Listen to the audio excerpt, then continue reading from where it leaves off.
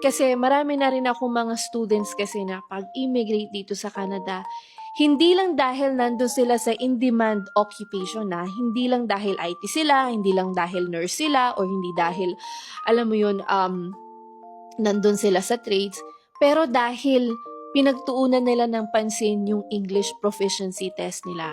So ngayon, yung CELPIP na CLB9, ano bang mabibigay na benefits nun sa'yo?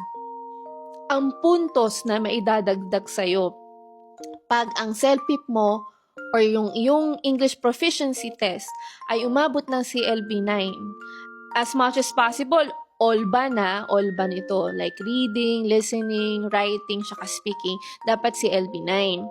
So, pag umabot ka doon, ang puntos na madadagdag sa'yo is nasa 124 points ang total.